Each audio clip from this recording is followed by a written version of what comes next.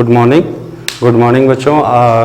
पिछले लेक्चर में first lecture में हम लोगों ने कूलॉम का नियम देखा था और उसमें कुछ रिलेटेड चीज़ें जो है छूटी हुई थी। ठीक है, वहीं पे हम लोगों का टॉपिक समाप्त हो गया था। अब आज हम उसी चीज़ को फिर से आपको उनसे को रिलेटेड करते हुए पीछे से थोड़ा सा प्रीव्यू देते हुए हम उस टॉपिक को आगे बढ़ाएंगे। ठीक है, तो चलिए बच्चों, पहले आपको कूलॉम का नियम हमने आपको बताया था। ठीक, तो कूलॉम के नियम में आपको हमने बताया था कि जैसे दो आवेश हैं, ठीक है, दो आवेश हैं, एक आपका प्लस चार्ज है, प्लस क्यू है, और दूसरा भी आवेश मान लीजिए कि ये आपका प्लस क्यू ही है। इस आवेश को आप Q2 मान लीजिए और इस आवेश को आप Q1 मान लीजिए। ठीक है, दो आवेश हैं जो कि क्या है कि परस्पर जो है r दूरी पर व्यवस्थित है, मतलब इनके बीच की जो दूरी है वो हमारी कितनी है, r है। ठीक है, ये r डिस्टेंस पे हमारा क्या है, व्यवस्थित है।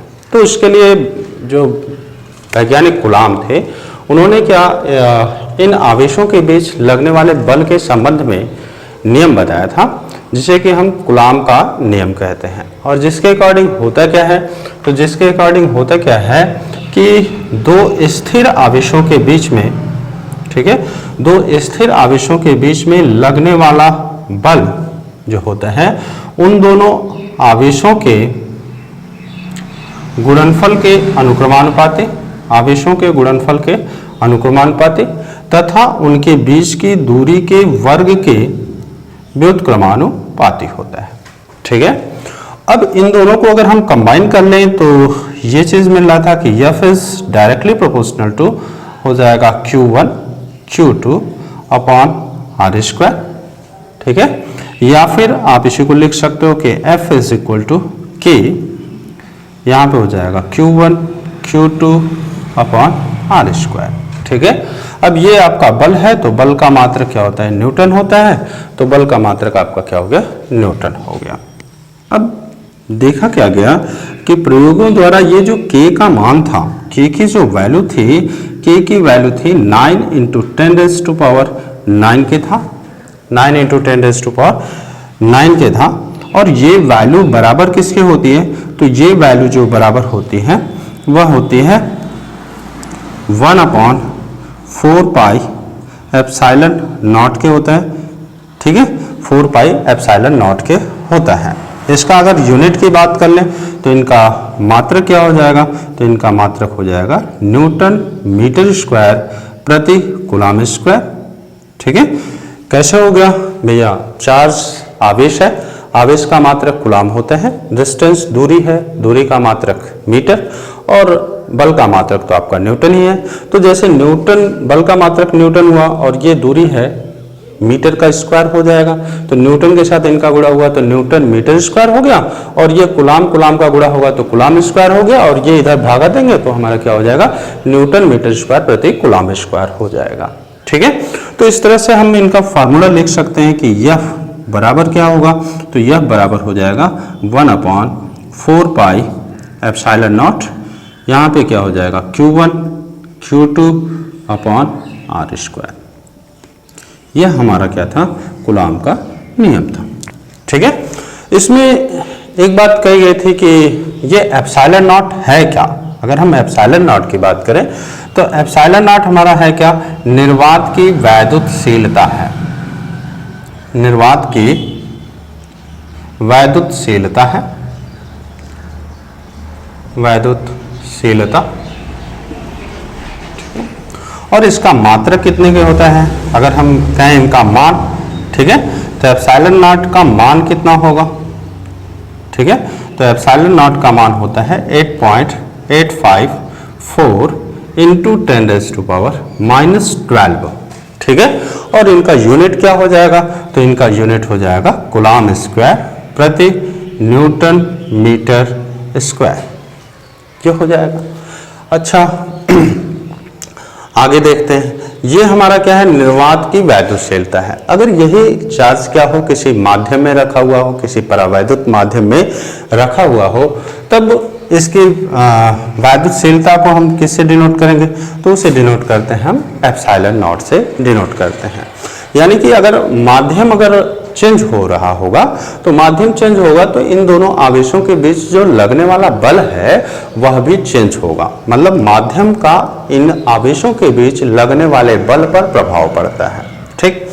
और इस बल का अगर ये कहा जाए स्वभाव कैसा होता है या नेचर ऑफ फोर्स कह लीजिए कि इस फोर्स का जो फोर्स है आपका F, ये फोर्स का नेचर कैसा होता है ना।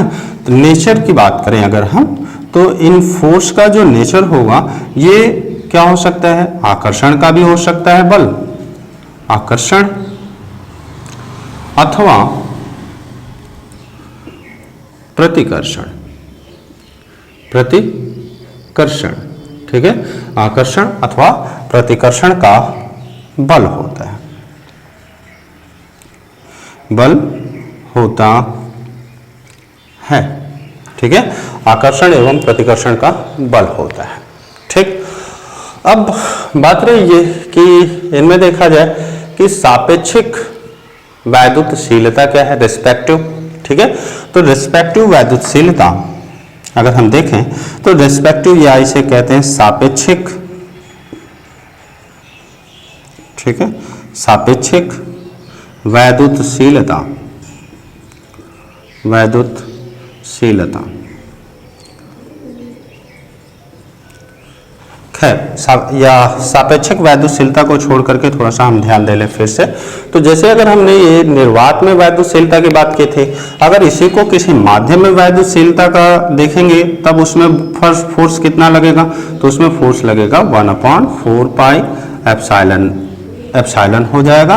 और यहाँ पे कितना आ जाएगा, इनटू में हो जाएगा Q1 Q2 और अपॉन कितने के, R स्क्वायर के, ठीक है।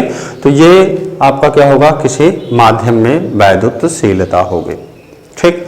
अब बात आती है कि ये देखा जाए कि सापेक्षिक वैद्युतशीलता की, या अगर हम बात करें यहाँ पे एप्सिलॉन, ठीक है। अगर हम यहाँ पे बात करें कि सापेक्षिक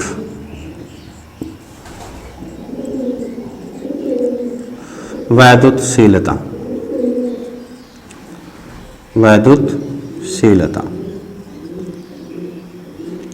ठीक है, कि सापेक्षिक वैद्युतशीलता क्या है, रिलेटिव, ठीक है, रिलेटिव इलेक्ट्रिक परमेजिबिलिटी, ठीक है।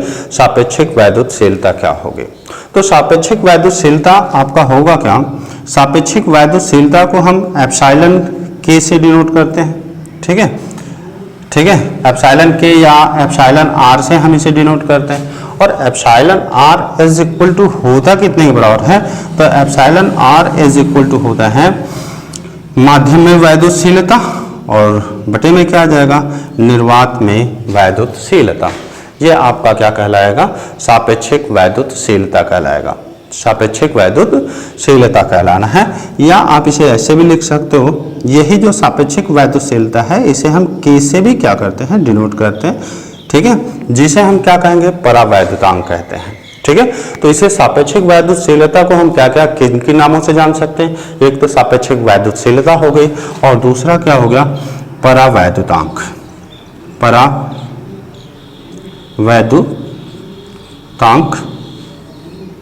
ठीक है, परावैद्युतांक, ठीक है। या इसी को अगर इंग्लिश में कहना होगा तो इसे हम कह देंगे डाई इलेक्ट्रिक कांस्टेंट, ठीक है, डाई इलेक्ट्रिक कांस्टेंट हो जाएगा। तो डाई इलेक्ट्रिक कांस्टेंट के बराबर कितने को होना है, एप्सिलॉन आर के होना है। और एप्सिलॉन आर बराबर होगा कितने के, तो मीडियम में permissibility in medium and upon permissibility in vacuum, ठीक है। मतलब कहने का मतलब यह है कि माध्यम में वैद्युतशीलता, माध्यम में वैद्युतशीलता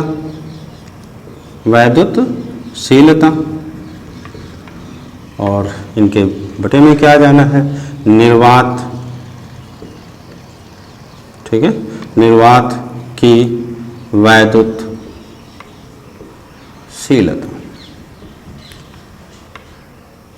ठीक, यानी कि आप इसे ऐसे भी लिख सकते हैं कि एप्सिलॉन इज इक्वल टू आप लिख सकते हो के एप्सिलॉन नॉट लिख सकते हो, ठीक है, के एप्सिलॉन नॉट लिख सकते हो। और अगर इसी को आपको ऐसे भी लिखना होगा तो आप लिख सकते हो एप्सिलॉन आर इंटू कितने के, एप्सिलॉन नॉट के, ठीक है। तब अगर देखा जाए कि मीडियम में बल आपका क्या हो जा रहा है, तो मीडियम में आपका बल हो जा रहा है कि F इज इक्वल टू आपका हो जाएगा 1/4 पाई एप्सिलॉन नॉट के लिखा जाए, या आप लिख सकते हो epsilon R into epsilon naught into क्या हो जाएगा, इंटू हो जाएगा Q1 Q2 upon are square, और ये इनका मात्रक क्या हो गया, न्यूटन हो गया। ये फोर्स किस में था, तो फोर्स इन मीडियम था, माध्यम में वैद्युतशीलता थी, ठीक है। और ये किस में था बेटा, तो ये था आपका निर्वात में वैद्युतशीलता थी, जिसे आप सिंपली या तो F से डिनोट कर लो या तो आप F नॉट से भी डिनोट कर सकते हो, ठीक है। अच्छा, थोड़ा सा इसमें और ध्यान दे लिया जाए तो हम इसे ऐसे भी लिख सकते हैं कि Fm is equal to 1/k को हम बाहर कर देते हैं, तो ये हमारा आ क्या जाएगा 1/4 पाई एप्सिलॉन नॉट, ठीक है, और Q1 Q2 upon are square, clear है। और इसको हम पीछे किससे डिनोट कर रहे थे, तो हम F नॉट से डिनोट कर रहे थे, ठीक है, F नॉट से डिनोट कर रहे थे। ये जो फोर्स था हमारा क्या था, निर्वात में रखे आवेशों के बीच लगने वाला बल था। यानी कि हम यहाँ पे ये चीज़ इसे ऐसे भी लिख सकते हैं कि Fm इज इक्वल टू कितने के, F नॉट अपॉन कितने के, K के, ठीक है। या यहाँ से हम इसे ये भी कह सकते हैं कि K इज इक्वल टू कितने का हो जाएगा, तो K इज इक्वल टू आपको कितने का मिलना है, F नॉट अपॉन कितने के, Fm के, क्लियर है।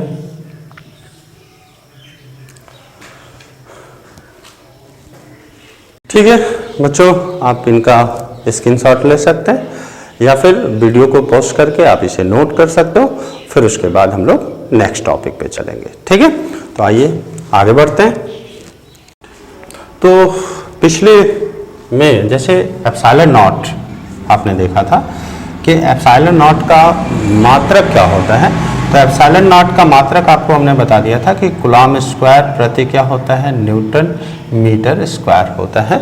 और इनकी वैल्यू हम आपको पहले ही बता चुके हैं कि एप्सिलॉन नॉट की वैल्यू कितनी होगी, तो एप्सिलॉन नॉट की वैल्यू होगी 8.854 इंटू 10⁻⁻12, ठीक है, 12 हो जाएगा। और मात्रक आपका हो गया कूलम स्क्वायर प्रति न्यूटन मीटर स्क्वायर, ठीक है। तो थोड़ा सा हम इनको डायमेंशन पे थोड़ा सा ध्यान दे लेते हैं कि डायमेंशन क्या होगा। तो डायमेंशन जैसे कूलम है, कूलम को आप क्या लिख सकते हो, एम्पियर सेकेंड लिख सकते हो, ठीक है। कूलम को आप एम्पियर और क्या लिखा जाएगा, सेकंड लिखा जाएगा, ठीक है। और इनका स्क्वायर है तो इसका भी स्क्वायर हो जाएगा। बल जो है, बल का मात्रक क्या होगा यम के इस पद्धति में, तो बल का मात्रक होता है किग्रा मीटर और सेकंड के घात में -2, ठीक है।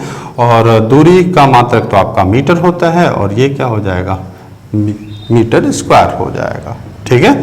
तो इसको थोड़ा सा हम व्यवस्थित कर लें और तो हमें क्या मिलने वाला है, तो यहाँ पे हो जाएगा एम्पियर स्क्वायर, सेकंड का क्या हो जाएगा, यह भी स्क्वायर हो जाएगा। और नीचे आपका क्या आ जाना है किग्रा मीटर क्यूब, भाई मीटर का गुणा मीटर स्क्वायर के साथ हुआ तो मीटर क्यूब हो जाएगा। और यहाँ पे क्या हो जाएगा, सेकंड के पावर -2। अब सभी को अगर एक लाइन में अरेंज कर लिया जाए तो यहाँ पे हो जाएगा किग्रा के पावर में क्या आ जाना है, -1, मीटर के पावर में कितना आ जाएगा, -3, ऊपर जाएगा तो, ठीक है। सेकंड ऊपर गया तो ये माइनस है, ऊपर जाएगा तो प्लस हो जाएगा। और सेकंड स्क्वायर का सेकंड स्क्वायर के साथ गुणा होगा तो सेकंड के पावर क्या हो जाएगा, 4 हो जाएगा। और एम्पियर के घात में क्या हो जाएगा, एम्पियर के घात में 2 था तो वो वही रहेगा।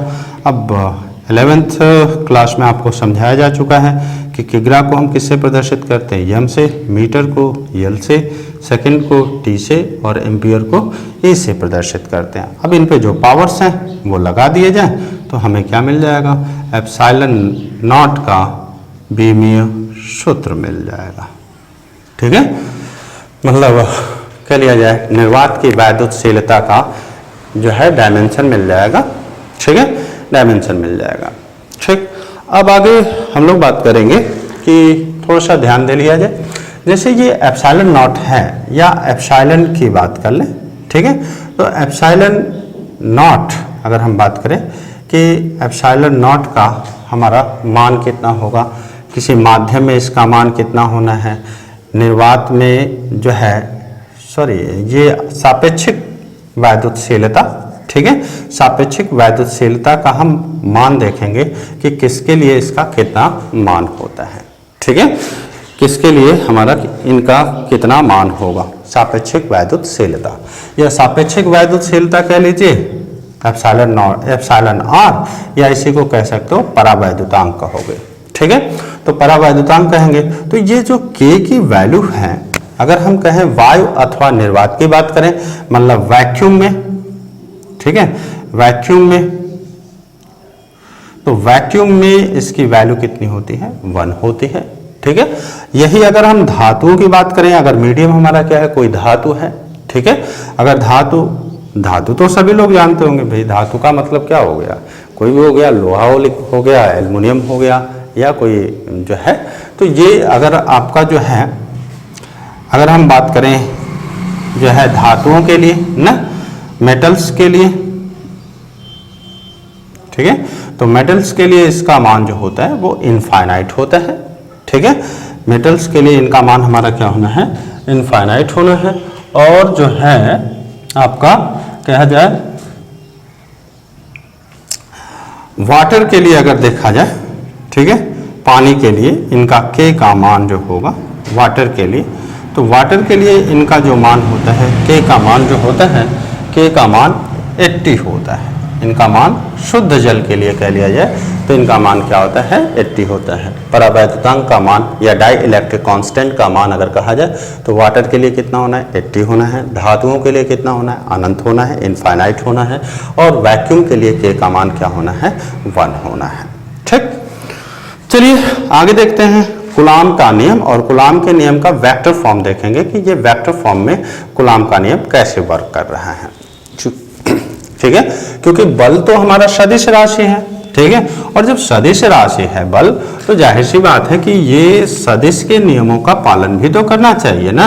और अगर हम जो है क्या कर रहे हैं कि इनमें जो है दो आवेशों के बीच आकर्षण अथवा प्रतिकर्षण के बल का अध्ययन कर रहे हैं, तो मस्ट है कि अगर एक आकर्षित अपनी ओर आवेश आकर्षित कर रहा है तो दूसरा आवेश भी क्या करेगा, अपनी ओर आकर्षित करेगा। ठीक है, तो दूसरा आवेश भी क्या करना है, अपनी ओर आकर्षित करना है। तो उसी चीज को हम देखेंगे कि जो है ये जो न्यूटन्स का फोर्स काम कर रहा है दो आवेशों के बीच में, उस आवेश का सदिश रूप, उस पर लगने वाले बल का सदिश रूप क्या होगा। ठीक है, तो जैसा कि पुराने वाले उसमें आपने देखा था, तो चलिए इसको थोड़ा सा हम ये करते हैं। जैसे ये हमारा कोऑर्डिनेट एक्सिस है, ये आपका एक्स एक्सिस और ये वाई एक्सिस, या कोई भी इसे प्लेन मान लीजिए कि ये आपका क्या है, कोई समतल है। और यहाँ पे हमारे दो चार्ज रखे हुए हैं, एक आपका प्लस Q1 चार्ज है और दूसरा जो चार्ज है आपका क्या है, प्लस Q2 है। ठीक है, और प्लस Q2 है, और इसकी जो मूल बिंदु से इनका जो स्थित सदिश है, मूल बिंदु से स्थित सदिश पहले वाले का आप इसे कह सकते हो वेक्टर R1। ठीक है, और दूसरे वाले आवेश का जो स्थित सदिश है वह कितना है, वेक्टर R2 है। स्थित सदिश का मतलब किस प्लेन में उसके पोजीशन को बताएगा, साथ ही साथ क्या करेगा, उनके डायरेक्शन को भी बताएगा कि वह x अक्ष या y अक्ष से दूरी कितनी दूरी पर है, साथ ही साथ वह जो है x अक्ष से कितने एंगल का कोण बना रहा है, या इसकी दिशा क्या है। ठीक है, तो यह क्या बताएगा, स्थित सदिश को बताएगा, उसके पोजीशन को बताएगा किसी प्लेन में। ठीक है, तो ये आपके दो आवेश हो गए Q1 और Q2 जो किसी प्लेन में या किसी समतल में स्थिर है। और ये आपका क्या है, वेक्टर R1 और वेक्टर R2 क्या है, इनके पोजीशन वेक्टर हैं। तो होगा क्या कि जब दोनों प्लस चार्ज हैं, तो प्लस चार्ज हैं तो इनमें क्या होगा कि बल कार्य करेगा। और कूलाम के नियम के अनुसार होता क्या है कि दो आवेशों के बीच लगने वाला आकर्षण बल जो होता है इन दोनों आवेशों के गुणनफल के अनुक्रमानुपाती तथा इनके बीच की दूरी के वर्ग के व्युत्क्रमानुपाती होता है। ठीक है, साथ ही साथ जो बल की दिशा होती है इन दोनों आवेशों को मिलाने वाली रेखा के अनुदिश काम करता है, मिलाने वाली रेखा के अनुदिश काम करता है। अगर हम बात करें Q1 चार्ज की कि Q1 चार्ज Q2 पर कितना बल कार्य करेगा, तो ये कौन सा समान आवेश है तो इनमें क्या करना है, प्रतिकर्षण का बल कार्य करना है, मतलब ये इधर की ओर इसे क्या करेगा, प्रतिकर्षित करेगा। ठीक है, तो हम इसे सपोज कर लेते हैं कि ये जो फोर्स है आपका फोर्स, इसे हम F12 कह दे रहे, मतलब आवेश 1 द्वारा 2 पर लगाया गया बल है। ठीक है, इसी प्रकार से 2 चार्ज भी क्या करेगा, 2 चार्ज भी जो होगा Q2 जो है वह क्या करेगा, Q1 पर बल लगाएगा, Q1 पर बल लगाएगा। और इसको हम किससे डिनोट कर रहे हैं, तो F21 से हम इसे क्या कर रहे हैं, डिनोट कर रहे हैं। ये दोनों ही वेक्टर फॉर्म में है, डायरेक्शन इनके साथ है, मैग्नीट्यूड भी है और साथ ही साथ क्या है, डायरेक्शन भी है। तो ये दोनों पे क्या लगेगा, वेक्टर लगेगा। ठीक है, वेक्टर लगेगा। तो आइए आगे देखते हैं। जैसे अगर हम बात करें कि आवेश Q1 द्वारा Q2 पर लगाया गया बल, ठीक है, तो आवेश Q1 द्वारा Q2 पर लगाया गया बल यानी कि वेक्टर F12 की बात कर रहे हैं। ठीक है, F12 की हम क्या कर रहे हैं, बात करने जा रहे हैं। ठीक है, F12 की बात करने जा रहे हैं। तो ये बराबर होगा कितने के, तो यह बराबर जो है कूलाम के नियम से क्या होगा भाई, इन दोनों आवेशों के गुणनफल, ठीक है, इन दोनों आवेशों के गुणनफल के अनुक्रमानुपाती तथा इनके बीच की दूरी के वर्ग के व्युत्क्रमानुपाती होता है। तो अगर हम बात करें कि आवेश Q1 से Q2 के बीच की दूरी कितनी है, तो हमें यह निकालना होगा ना कि वेक्टर R12 निकालना होगा। और R12 का मतलब क्या हो गया कि अंतिम पोजीशन दैट इज Q2 की स्थिति, ये हो जाएगा वेक्टर R2 और माइनस किसका, फाइनल प्रारंभिक स्थिति, ये आपका क्या हो गया, Q1 हो गया। ठीक है, मतलब कहने का मतलब जैसे अगर सपोज करो कि ये आपका A है और ये पॉइंट B है और आपको निकालना है वेक्टर AB निकालना है, तो वेक्टर AB निकालने के लिए हम क्या करते हैं, वेक्टर AB निकालने के लिए हम कहते हैं B का स्थित सदिश that is vector OB minus हम क्या करेंगे, A का स्थित सदिश that is vector OA। Clear, तो जैसे हम निकाल रहे हैं R12 निकाल रहे हैं तो हमें क्या करना होगा, B का स्थित सदिश दैट इज OB लिखना होगा यानी कि वेक्टर R2 लिखना होगा। और फिर उसमें से हम क्या करेंगे, वेक्टर OA को सब्ट्रैक्ट करेंगे। OA मतलब आपका क्या हो गया, वेक्टर R हो गया, यानी कि R12 बराबर आपका क्या हो जाएगा, वेक्टर R2 माइनस क्या हो जाएगा, वेक्टर R1 हो जाएगा। क्लियर है, तो चलिए देखते हैं। अब डिस्टेंस की अगर हम बात करेंगे तो डिस्टेंस हमारा कौन सी राशि होती है, तो डिस्टेंस हमारा होता है स्केलर राशि होती है, स्केलर क्वांटिटी होता है। ठीक है, तो स्केलर क्वांटिटी होता है यानी कि इसमें स्केलर क्वांटिटी में क्या होता है, केवल मैग्नीट्यूड होता है दैट इज R12। ठीक है, मॉड ऑफ R12 ये इसके मैग्नीट्यूड को प्रदर्शित करेगा, यानी कि इसको हम लिख क्या सकते हैं कि vector R2 minus vector R1 और ये किस में होगा, मॉड में होगा। क्लियर है, तो चलिए आगे बढ़ते हैं। तो जैसे अगर F12 की बात करनी हुई तो कांस्टेंट K का तो गुणा करेंगे कूलाम के नियम से, साथ ही साथ इन दोनों आवेशों का भी गुणनफल होगा दैट इज Q1 और Q2। ठीक है, और क्या होगा, और इनके बीच की दूरी दैट इज आपका क्या हो गया, मॉड ऑफ वेक्टर R12 और इनका क्या होगा, स्क्वायर होगा। ठीक है, और इनटू में क्या आ जाएगा, इनटू में चूंकि ये कौन सी राशि है, ये आपका क्या है, सदिश राशि है, तो हमें इसमें क्या करना पड़ेगा, इनका डायरेक्शन भी बताना पड़ेगा कि ये फोर्स किस डायरेक्शन में काम कर रहा है। तो किस डायरेक्शन में काम कर रहा है, ये डायरेक्शन काम कर रहा है OA की दिशा में। तो OA की दिशा में काम कर रहा है, तो हमें क्या करना पड़ेगा, OA की दिशा में जो दिशा को रिप्रेजेंट करता है वो रिप्रेजेंट करता है एकांक वेक्टर। तो हम क्या करेंगे कि इस वेक्टर के एकांक वेक्टर का हम इसके साथ क्या करेंगे, मल्टीप्लाई कर देंगे।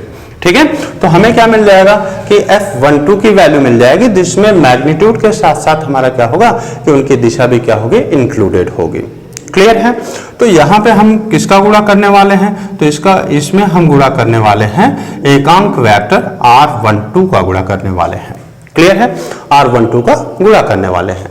अच्छा, नेक्स्ट लाइन में अगर हम इसी को थोड़ा सा लिखना चाहें तो हम इसे ऐसे भी तो लिख सकते हैं बेटा कि Q1 Q2 अपॉन यहाँ पे लिख सकते हैं मॉड, और मॉड में वेक्टर R12 की वैल्यू हमारी कितनी थी, वेक्टर R2 और माइनस कितने के, वेक्टर R1 के लिख सकते हैं। और यहाँ पे हमारा क्या हो गया, ये हो गया R12 और इन पर कैप लग गया। ठीक है। अच्छा, अगर हम थोड़ा सा आपको 11th में लेके चलें वेक्टर में और एकांक वेक्टर में, तो एकांक वेक्टर की डिफिनीशन में बताया जाता है कि अगर कोई वेक्टर है आर कैप, तो आर कैप मालूम पता कैसे चलेगा, तो उस वेक्टर में उसके मैग्नीट्यूड का अगर हम गुणा कर दें, या मैग्नीट्यूड उस वेक्टर में उसके मैग्नीट्यूड का भागा दे दें, तो हमें क्या मिल जाएगा, एकांक वेक्टर मिल जाएगा। तो हम यहाँ पे R12 को कैसे डिनोट कर सकते हैं, तो R12 को डिनोट कर सकते हैं कि K यहाँ पे क्या हो जाएगा, Q1 Q2 अपॉन कितने के, mod of vector R2 minus vector R1। ठीक है, और इनका स्क्वायर था तो सॉरी हम भूल रहे थे, इनका स्क्वायर कर दिया जाए। और इनको आप क्या लिख सकते हो, इनको लिख सकते हो कि vector R2 minus vector R1 ये होगा अपॉन कितने के हो जाएगा, mod of vector R2 minus mod of vector R1। भाई इसके हमने क्या किया है, इसके इस वेक्टर के वेक्टर R12 में, R12 तो ये हुआ मतलब vector R2 minus vector R1, और vector R2 minus vector R1 में हमने क्या किया, उसके मैग्नीट्यूड का भागा दे दिया है। तो कूलॉम का नियम हमारा आ क्या जाएगा, तो कूलॉम का नियम का वेक्टर फॉर्म क्या हो जाएगा, K इज इक्वल टू हो जाएगा Q1 Q2 अपॉन यहाँ पे हो जाएगा mod of vector R1 vector R2 minus vector R1 का होल स्क्वायर इनटू क्या हो जाएगा, वेक्टर R2 माइनस कितने के, वेक्टर R1 के, यहाँ पे होल स्क्वायर ना होकर के क्या होगा, होल क्यूब हो जाएगा। क्यों, क्योंकि mod of vector R2 minus R1 का होल स्क्वायर है और यहाँ पे इसकी पावर क्या है, 1 है, तो इनका मल्टीप्लाई होगा तो पावर में क्या हो जाएगा, क्यूब हो जाएगा। ठीक है। सिमिलरली अगर आप ये करें कि Q2 आवेश द्वारा Q1 पर लगाया गया बल, अगर ये निकालना चाहें तो डिफरेंस क्या होगा, भाई चार्ज के मैग्नीट्यूड तो चेंज होने वाले हैं नहीं, इनके बीच की दूरी भी चेंज नहीं होने वाली है। ठीक है, दूरी नहीं चेंज होने वाली है, केवल चेंज क्या होगा, केवल चेंज होगा इनका डायरेक्शन चेंज होगा। ठीक है, या आप अगर वेक्टर बी ए का मान निकालना चाहें तो क्या करेंगे, ए के पोजीशन वेक्टर में से बी के पोजीशन वेक्टर को घटाएंगे। तो अब आपका अगर हम बात करें कि यहाँ पे अगर हम मान निकालें कि F21, ठीक है, तो F21 आपका कितने हो जाएगा, K, ठीक है, K इंटू क्या हो जाएगा, Q1 Q2 अपॉन, भैया आपको क्या करना है, B से A की डिस्टेंस निकालनी है, मतलब AB का मान निकालना है, और वेक्टर AB बराबर तब क्या होगा, vector OA minus vector OB हो जाएगा। तो OA माइनस OB का मतलब क्या हो गया, OA में से OB को घटा रहे हो तो OA का position vector vector R1, OB का पोजीशन वेक्टर क्या है, वेक्टर R2 है। तो जहां पे हम R2 माइनस R1 लिख रहे थे वहां पे क्या हो जाएगा, R1 माइनस R2 हो जाएगा। ठीक है, तो यहाँ पे आपका क्या हो जाना है, R1 माइनस कितने के, R2, और इन पे वेक्टर्स लगेंगे और इनका मॉड्यूलस होगा। ठीक है, और मॉड्यूलस का क्या हो जाएगा, क्यूब, चूंकि यहाँ पे भी क्यूब था तो वहां पे भी क्यूब होना ही है, और साथ ही साथ इस वेक्टर की दिशा, वेक्टर कौन सा वेक्टर की, वेक्टर बी ए की दिशा, तो वेक्टर बी ए, सॉरी, तो वेक्टर बी ए क्या हो जाएगा, वेक्टर R1 माइनस कितने के, वेक्टर R2 के।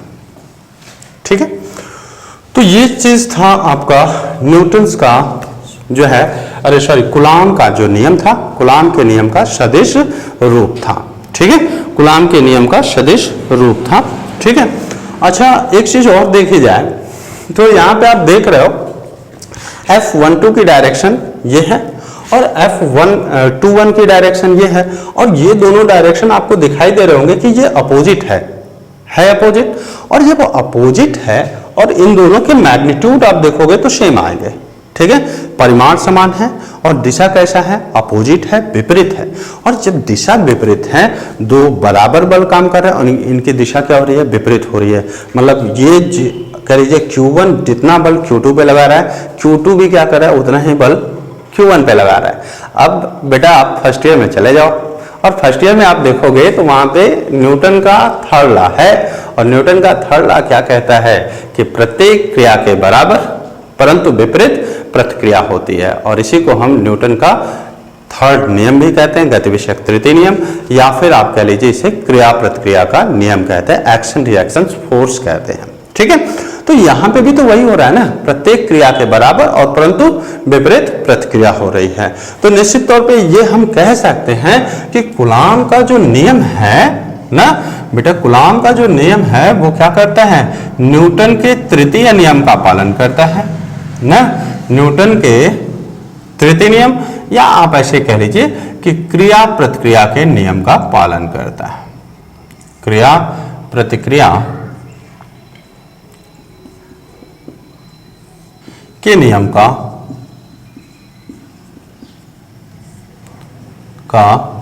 पालन करता है, यानी कि न्यूटन्स के थर्ड लॉ को ये क्या करता है, होल्ड करता है। ठीक है, तो चलिए इसमें कुछ ये था आपका वेक्टर फॉर्म था कूलॉम के नियम का, और उसके बाद हम लोग देखेंगे कूलॉम के नियम का कैरेक्टरिस्टिक देखेंगे, इनका गुण देखेंगे कि कूलॉम के नियम की कैरेक्टरिस्टिक क्या है, अभिलक्षण क्या है इनका, इसके बारे में थोड़ा सा हम लोग चर्चा करेंगे। क्लियर है? तो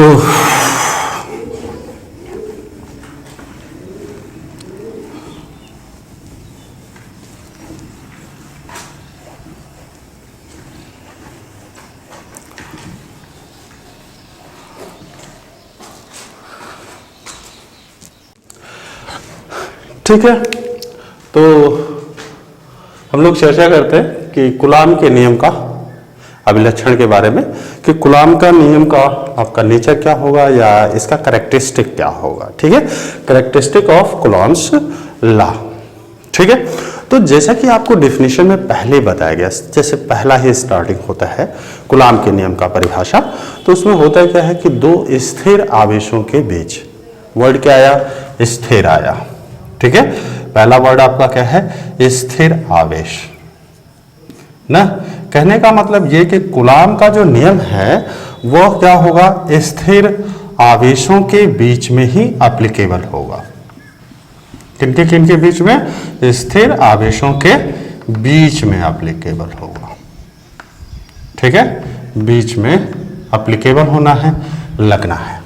ठीक, दूसरा आगे थोड़ा सा और परिभाषा में आगे बढ़ते हैं, तो दो स्थिर आवेशों के बीच लगने वाला आकर्षण अथवा प्रतिकर्षण का बल, मतलब इसका दूसरा नेचर कैसा हुआ कि यह बल कैसा हो सकता है, आकर्षण का बल हो सकता है ना, आकर्षण ना, आकर्षण का बल हो सकता है, अथवा कैसा बल हो सकता है, प्रतिकर्षण का बल हो सकता है, प्रतिकर्षण का बल होता है ना, बल होता है। ठीक है, यह किस तरीके का बल होगा, तो यह हमारा क्या होता है, आकर्षण अथवा प्रतिकर्षण का बल होता है। और यह किस में काम करने वाला है, तो यह काम करने वाला है स्थिर आवेशों के बीच में कार्य करता है, कार्य करता है। क्लियर? फिर आगे थोड़ा सा और परिभाषा में आगे बढ़ते हैं। तो ये चीज हुआ। ठीक, तीसरा में हम कह सकते हैं कि ये जो बल है ये लॉन्ग रेंज का बल होता है। ठीक है, यह हमारा कैसा बल होगा, लॉन्ग रेंज का होगा, मतलब यह हमारा क्या करता है, लंबी दूरी के लिए कार्य करता है ना, लंबी दूरी के लिए कार्य करता है, कार्य करता है। क्लियर? आगे चौथा चीज देखते हैं।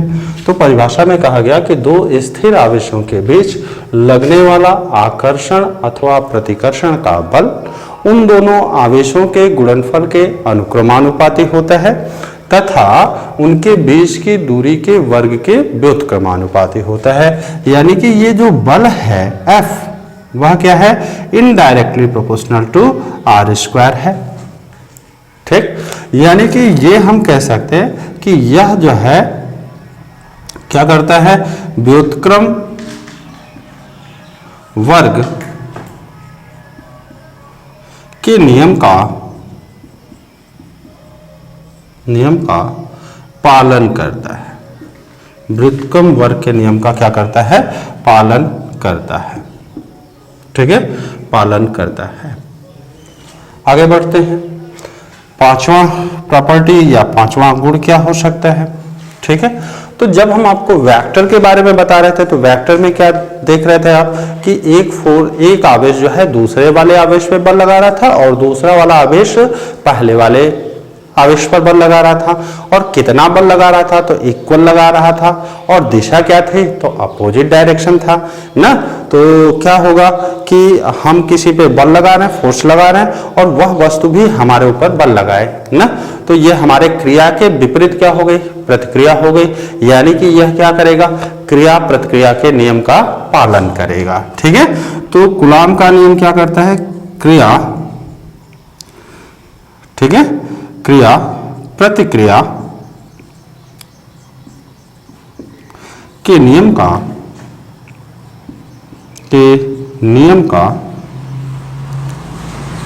पालन करता है, नियम का पालन करता है। ठीक है, यह क्या करता है, क्रिया प्रतिक्रिया के नियम का पालन करता है। चलिए आगे देखते हैं छठवीं प्रॉपर्टी क्या हो सकती है इसकी। ठीक है, तो छठवीं प्रॉपर्टी में क्या हो सकता है इसका, यह जो है आपने देखा कि जो आवेश हैं अगर माध्यम चेंज होता जाए, ठीक है, अगर हम ये कर ले कि निर्वात में है तो निर्वात में आपने देखा कि 1/4 पाई एप्सिलॉन नॉट का मान कितना होता था, तो 9 × 10⁹ होता था। ठीक है, अब अगर हम माध्यम को चेंज कर दे, भाई वैक्यूम से हटा करके हम किसी जो है धातु वाले माध्यम में रख दे, धातु वाले में देखते हैं कि के का मान कितना होता है, अनंत होता है ना। तो यहाँ पे क्या होगा कि माध्यम चेंज होने पर बल का मान भी क्या हो जाएगा, चेंज हो जाएगा। या हम वाटर में डाल दें तो वाटर पे वहाँ पे के का मान, परावैद्युतांक जो है के का मान कितना होता है, 80 होता है। यानी कि यहाँ पे वाटर में भी क्या होगा कि इनके बीच लगने वाला बल चेंज हो जाएगा, माध्यम पर निर्भर कर रहा है। यानी कि छठवीं चीज आप ये कह सकते हो कि जो कूलॉम का नियम है यह क्या करता है, यह आवेशों के बीच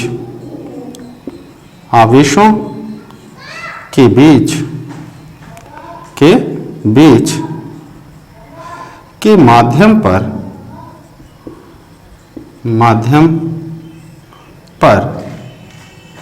निर्भर करता है, माध्यम पर निर्भर करता है। क्लियर है, मतलब यह आपका क्या करेगा, मीडियम पर क्या करता है, निर्भर करता है। ठीक है, निर्भर करता है। ठीक है, अच्छा एक और सातवां आपका क्या हो सकता है, सातवां ये हो सकता है कि ये जो न्यूटन का बल है इसका जो है, इस पर जो है प्रेशर का या टेम्परेचर का, ताप का जो है इनका प्रभाव नहीं पड़ता है। तो कूलॉम के नियम पर किनका प्रभाव नहीं पड़ने वाला है, तो ताप का प्रभाव नहीं पड़ने वाला है, दाब का प्रभाव नहीं पड़ने वाला है ना, ताप या दाब का कोई प्रभाव इस पर पड़ने वाला नहीं है।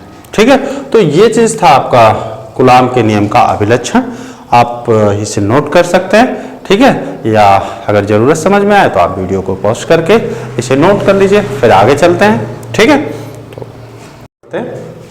तो अब हम लोग देखेंगे कि ये तो रहा कि दो आवेश हों, तो क्या मल्टीपल अगर आवेश हो जाए या बहुत सारे आवेश हो जाए ना, और जो कि क्या हो कुछ दूरी पर व्यवस्थित हो, ठीक है, तो उनके बीच में, ठीक है, उनके बीच में ये कूलॉम का नियम किस प्रकार से फॉलो करेगा, या परिणामी फोर्स हमारा क्या होगा। ठीक है, परिणामी फोर्स क्या होगा। तो अगर हमारा ये कह ले कि जो है, ये कह लिया जाए मल्टीपल चार्ज हो, ठीक है, ये कह लिया जाए फोर्स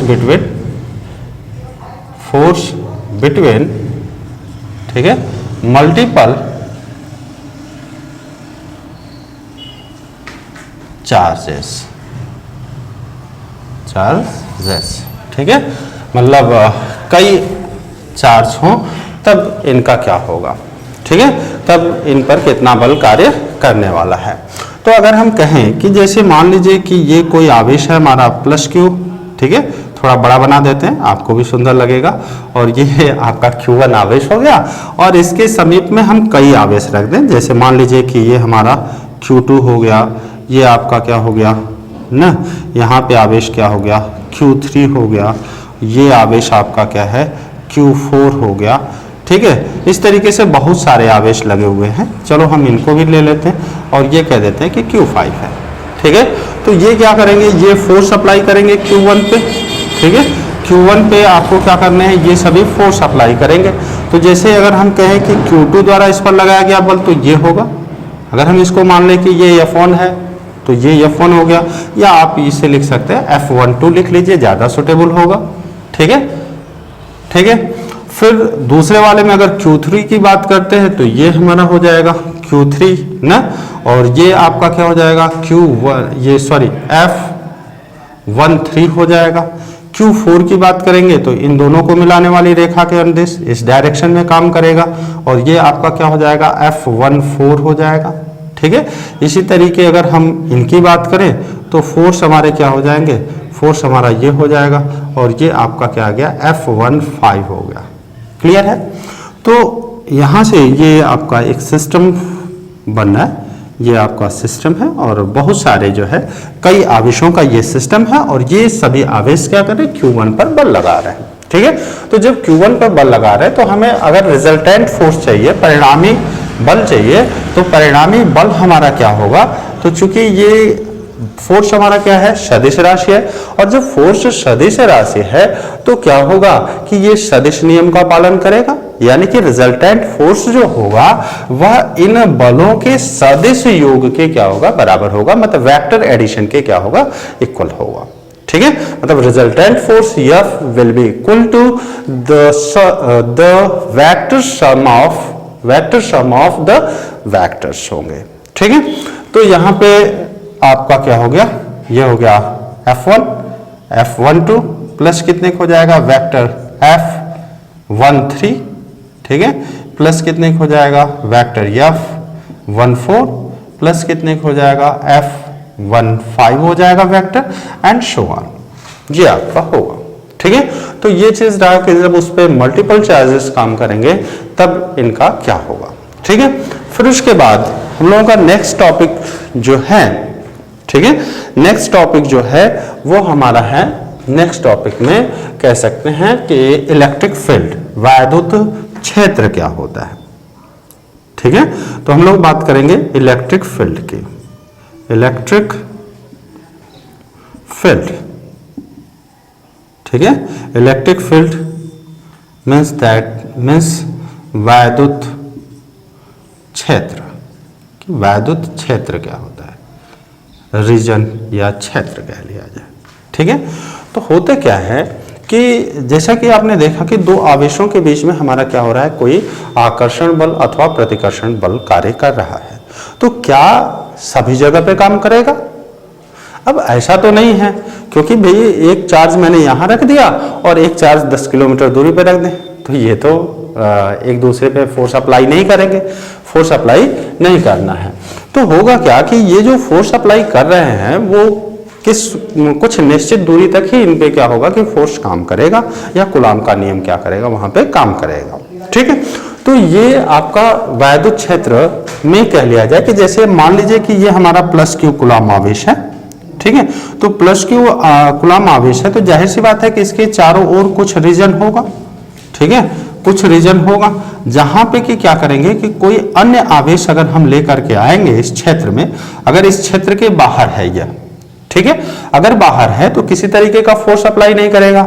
अब इस क्षेत्र में आ जाए या क्षेत्र पर आ जाए या क्षेत्र के अंदर आ जाए यह आवेश ना, तो क्षेत्र के अंदर आ गया तो यह क्या करेगा कि इस चार्ज पर, इस आवेश पर क्या होगा कि एक प्रकार का बल क्या करेगा आरोपित करेगा, ठीक है। तो यहां से हम वैद्युत क्षेत्र की डिफिनेशन दे सकते हैं, वैद्युत क्षेत्र का परिभाषा दे सकते हैं, और वो है क्या कि किसी भी आवेश के चारों ओर का वह क्षेत्र किसी भी आवेश के चारों ओर का वह क्षेत्र जहां पर कोई अन्य आवेश लेकर जाने पर आकर्षण अथवा प्रतिकर्षण के बल का अनुभव होता हो, आकर्षण अथवा प्रतिकर्षण के बल का अनुभव होता हो, वह क्या कहलाता है? वैद्युत क्षेत्र कहलाता है। वह आपका क्या कहलाना है?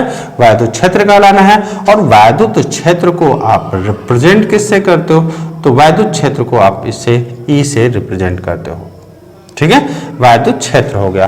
तो वैद्युत क्षेत्र की डिफिनेशन आप सभी लोगों को क्लियर होगा कि वैद्युत क्षेत्र क्या कहलाता है। तो वैद्युत क्षेत्र कहलाता है किसी भी आवेश के चारों ओर का वह क्षेत्र, किसी भी आवेश के चारों ओर का वह क्षेत्र जिसके अंदर कोई अन्य आवेश लेकर के जाएं तो उनमें आकर्षण अथवा प्रतिकर्षण के बल का अनुभव होता हो, उस क्षेत्र को हम क्या कहते हैं? उस क्षेत्र को हम वैद्युत क्षेत्र कहते हैं। ठीक है, तो आगे हम बात करेंगे इंटेंसिटी ऑफ इलेक्ट्रिक फील्ड, वैद्युत क्षेत्र की तीव्रता के बारे में कि इसकी इंटेंसिटी क्या है, तीव्रता क्या है। ठीक है, तो इसकी तीव्रता देखेंगे कि तीव्रता क्या है। ठीक है, तो तीव्रता की बात कर ली जाए ना, इलेक्ट्रिक इंटेंसिटी ऑफ ये कह लिया जाए ये कह लिया जाए कि इंटेंसिटी ठीक है ऑफ इलेक्ट्रिक फील्ड, ठीक है, वैद्युत क्षेत्र की तीव्रता, कि वैद्युत क्षेत्र की तीव्रता क्या होती है। ठीक है, तो वैद्युत क्षेत्र की तीव्रता होता क्या है कि वैद्युत क्षेत्र में कह लिया जाए किसी भी वैद्युत क्षेत्र में एकांक धन परीक्षण आवेश पर लगने वाला जो बल होता है वही क्या कहलाता है? वैद्युत क्षेत्र की तीव्रता कहलाता है। ठीक है, वैद्युत क्षेत्र की तीव्रता कहलाता है। मतलब फोर्स कह लीजिए, force on unit, force on unit, ठीक है, unit charge is known as electric intensity, electric intensity. ठीक है, उसे हम क्या कहेंगे? जो है वैद्युत क्षेत्र की तीव्रता कहेंगे। ठीक है, बात क्लियर। इसे हम रिप्रेजेंट किससे करते हैं? तो इसे रिप्रेजेंट करते हैं ई से रिप्रेजेंट करते हैं। और यह कौन सी राशि होती है? तो यह एक सदिश राशि होती है। क्यों होती है? क्योंकि जो है आप अभी डिफिनीशन में दिए हो कि ई बराबर होगा कितने के? तो ई बराबर हो जाएगा एफ अपॉन क्यू नॉट के। मतलब अगर कहा जाए कि वैद्युत क्षेत्र में कोई अन्य परीक्षण आवेश अगर हम क्यू नॉट लेकर के जा रहे हैं और वह क्षेत्र क्या करे, इस पर फोर्स एफ अप्लाई कर रहा है, फोर्स एफ लगा रहा है, तो वैद्युत क्षेत्र की तीव्रता ई बराबर होगा कितने के? एफ अपॉन क्यू नॉट के होगा। अब फोर्स हमारा क्या है? फोर्स हमारा स्केलर क्वांटिटी थी, तो जाहिर सी बात है कि ये जो होगा हमारा वैद्युत क्षेत्र की तीव्रता भी जो होगी वह हमारी क्या होगी? सदिश राशि होगी। ठीक, अब बात आई कि इसका यूनिट क्या हो सकता है? यूनिट इनका कि वैद्युत क्षेत्र की तीव्रता का मात्रक क्या होगा, और उसके बाद हम इनका डायमेंशन देखेंगे कि वैद्युत क्षेत्र की तीव्रता का डायमेंशन क्या होता है। तो आप हमें बताइए भाई कि फोर्स का मात्रक क्या होता है? तो फोर्स का मात्रक क्या होता है भैया? क्या होता है? न्यूटन होता है। फोर्स का मात्रक क्या होता है? न्यूटन। और आवेश का मात्रक कूलम।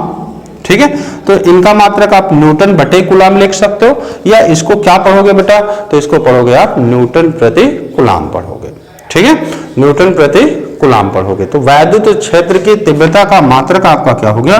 तो वैद्युत क्षेत्र की तीव्रता इलेक्ट्रिक इंटेंसिटी का जो यूनिट होगा वह क्या होना है? न्यूटन प्रति कूलम होना है। ठीक है, तो आइए अब इसका हम लोग डायमेंशन देखते हैं, बीमा देखते हैं, या एमकेएस पद्धति में पहले तो हम इसका मात्रक देखेंगे और उसके बाद हम इनका डायमेंशन देखेंगे कि इनका डायमेंशन कितना होगा।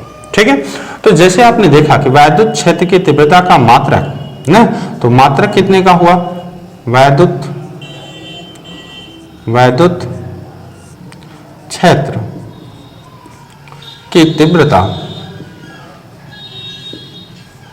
का मात्रक ना, तो वैद्युत क्षेत्र की तीव्रता का मात्रक क्या हुआ? न्यूटन प्रति कूलम हो गया।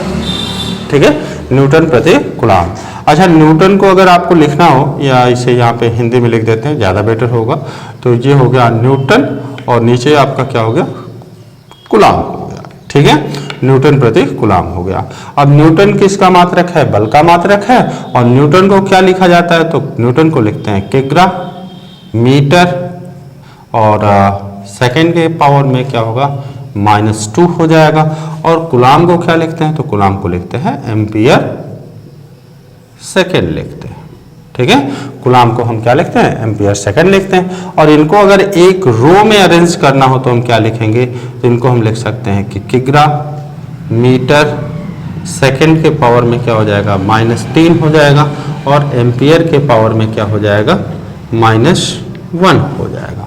माइनस कैसे हुआ, ये सेकंड ऊपर जाएगा तो भाई -2 था, और घात ऊपर घातों का गुणा होता है तो सम होते हैं, -2 और -1 मिलके क्या हो जाएगा कि -3 हो जाएगा, और एम्पियर को ऊपर ले जाएंगे तो एम्पियर के घात में क्या हो जाएगा, -1 हो जाएगा।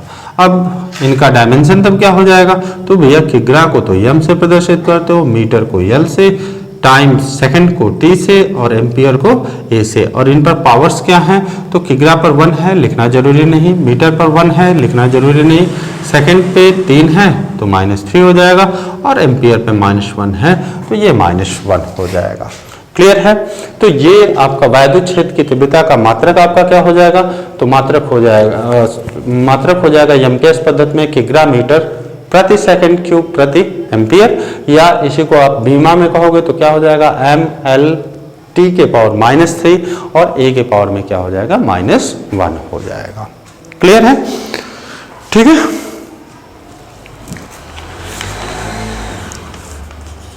एक चीज अगर ध्यान दिया जाए तो जैसे कि ये तो हमने बताया आपको कि SI यूनिट हो गया इनका, न्यूटन प्रति कूलाम हो गया, तो अगर ये कहा जाए कि सीजीएस पद्धति में इसका मात्रक क्या हो जाएगा तब, ठीक है, तो सीजीएस पद्धति में मात्रक क्या हो जाएगा, भैया बल का मात्रक सीजीएस पद्धति में क्या होता है, तो बल का मात्रक सीजीएस पद्धति में डाइन होता है, और आवेश का चेंज होने वाला नहीं है, तो यहाँ पे हमारा क्या हो जाएगा, या सॉरी आवेश का जो है, आवेश का आपका क्या हो जाता है, आवेश का सीजीएस पद्धति में स्टैटिक कूलाम कहते हैं। ठीक है, तो आवेश का सीजीएस पद्धति में हो जाएगा स्टैटिक कूलाम, यानी कि इनका यूनिट क्या हो जाएगा, डाइन। ठीक है, डाइन पर क्या हो जाएगा, स्टैटिक कूलाम हो जाएगा। ठीक है, तो सीजीएस पद्धति में वैद्युत क्षेत्र की तीव्रता का मात्रक क्या हो गया, जो है डाइन पर स्टैटिक कूलाम, और ऐसे अगर हो गया एसआई पद्धति में तो ये क्या हो गया, न्यूटन प्रति कूलाम हो गया। ठीक है, न्यूटन प्रति कूलाम हो गया। आगे हम लोग देखेंगे कि पॉइंट, ठीक है, पॉइंट चार्ज के कारण इससे r डिस्टेंस पे वैद्युत क्षेत्र की तीव्रता के लिए फॉर्मूला देखेंगे, लेकिन नेक्स्ट लेक्चर में देखेंगे। आज के लिए इतना ही रखते हैं। जय हिंद, जय भारत।